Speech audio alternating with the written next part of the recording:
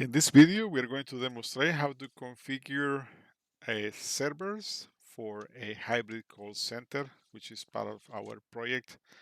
For the size of this organization, I will recommend to start with 4 different servers.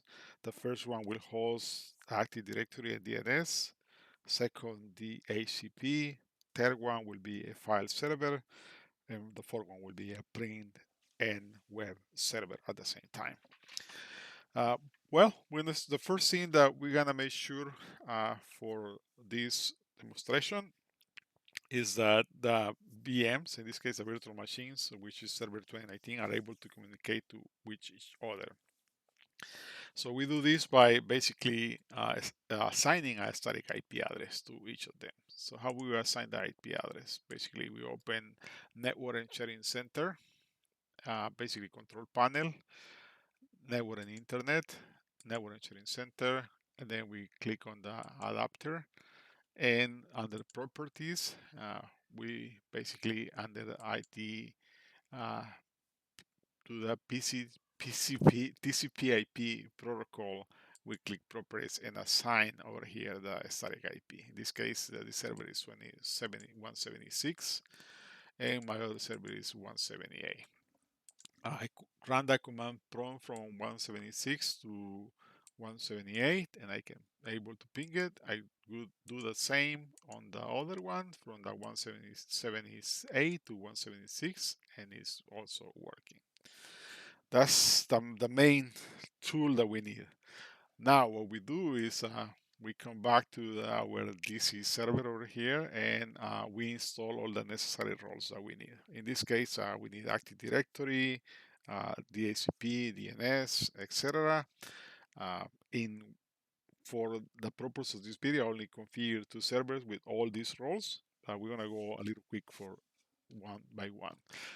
Uh, Active Directory is very important because it allows us to control access or label access from different users, and uh, anybody just need the, let's say, the necessary access to perform their roles. You don't need more than that. How do we configure the Active Directory? First, we go Server Manager, we add the role, the Active Directory controller, and then once it's installed, we go Tools, and we can see our Active Directory over here under Active Directory users and computers. When we open, in this case, I create a new forest called pl.com.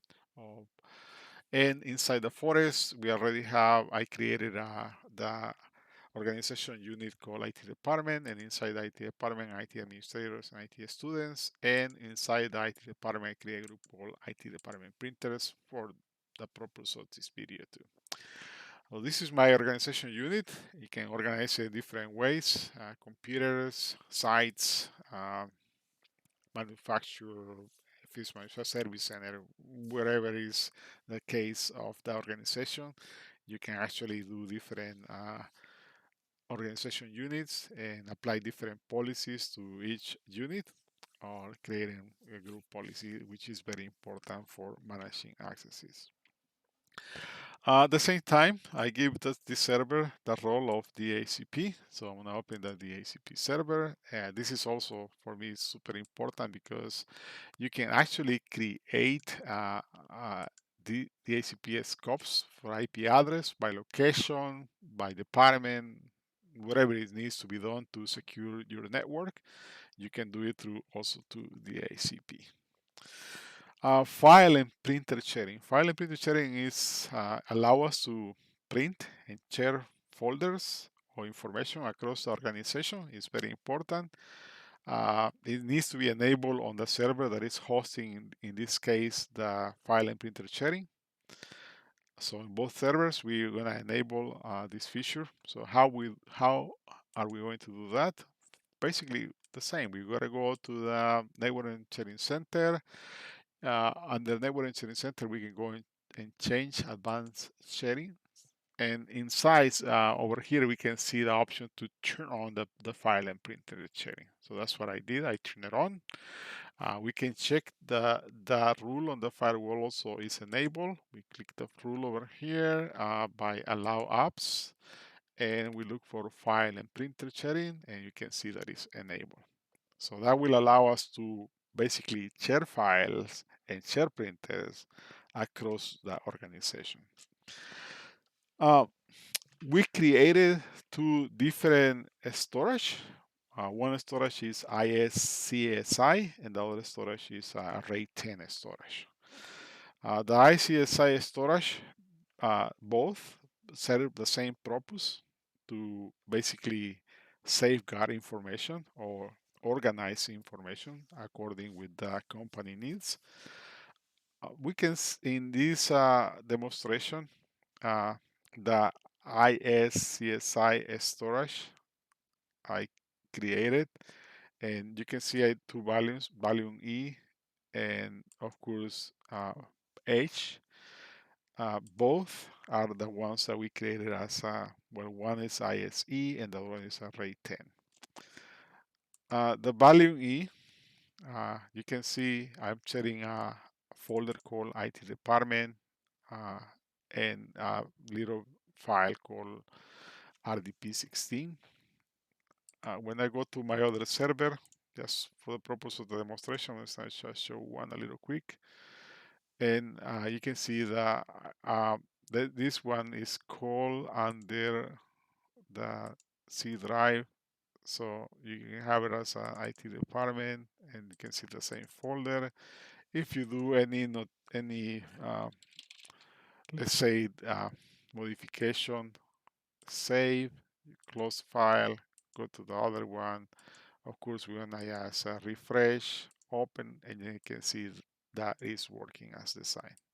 So uh, there are two ways to do. Like you can do like also configure permissions inside the folder and NT permissions or NTFS permissions, and that will work for security. Or you can create. I find creating a group policy. It is way better for me than doing a root permission through NTFS.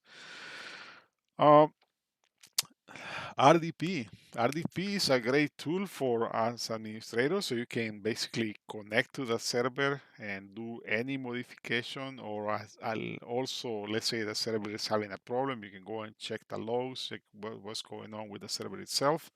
So how do we set up RDP? We go to Server Manager, Local Servers, and you can see over here the RDP. So we enable the RDP by allowing users to connect to the computer. You can specify which users you want, and in this case I added myself over here. But that's how you do it. But you gotta check also if the port is open on the firewall. So you gotta open your firewall over here. And which server are we looking? Pues RDP, remote desktop connection. So you gotta look for the remote desktop connection. And you can see it's allowed by on the three different services for the network.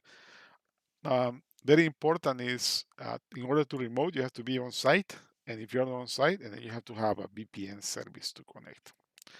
Now, NIC teaming. NIC teaming is another important feature that we have. The NIC teaming will allow you to basically the server will have two or more network cards, and if one fail, the second one is right there and just kicks in. Also allows to the traffic be more, I would say, balanced. So the server doesn't get overloaded to when there are too many requests. So the NIC team is enabled. I have disabled for the purpose of this video the internet adapters, the part of the team, but it's working. You can see that it's on. Uh, but that's how we also configure the NIC teaming. The static IP, we set the static IP as I said for each of these computers, just they can connect to each other.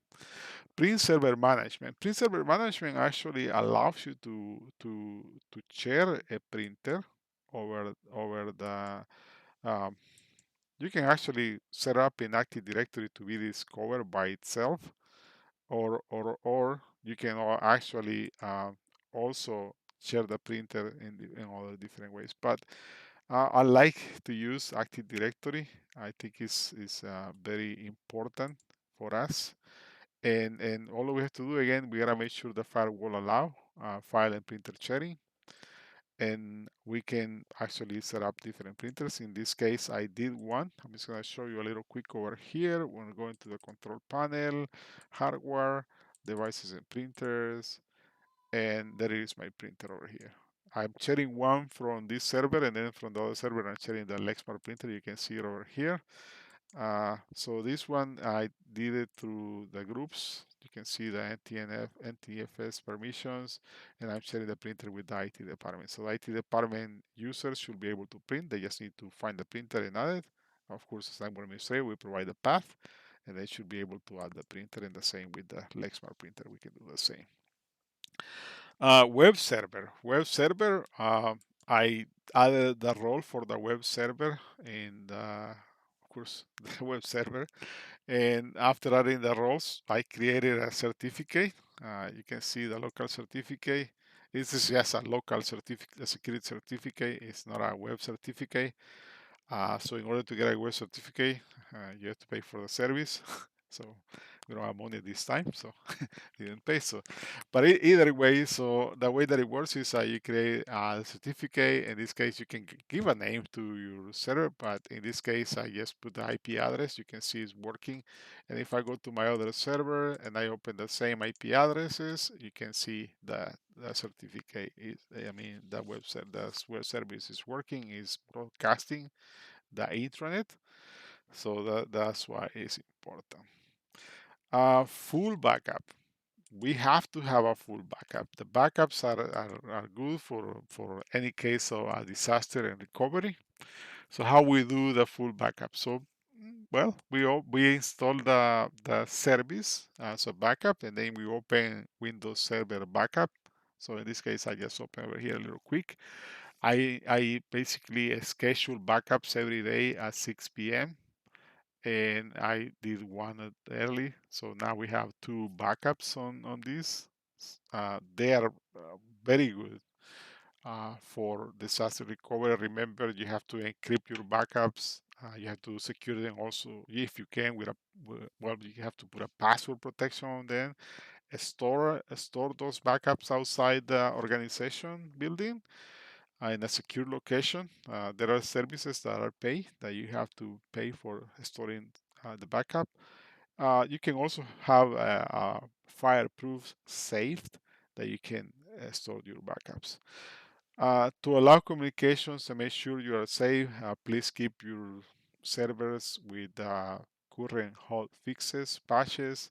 Create a test server before you apply them. It's very important to test any update, any patch, or any hot fix that is provided by Microsoft. Make sure they are work properly as they claim that they do, but sometimes they don't. So make sure you test them before, but apply them as soon as possible because they also help to protect us from any threat.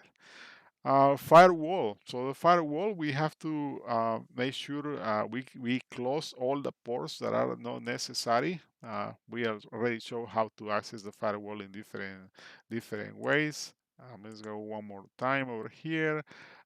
So we click on the Windows Center firewall, and of course allow apps to the firewall. You can add more apps over here, or you can disable the ports that are no need. So basically you are securing your server. If you have any questions, you need help or anything, please feel free to contact me. Thank you. Have a nice day.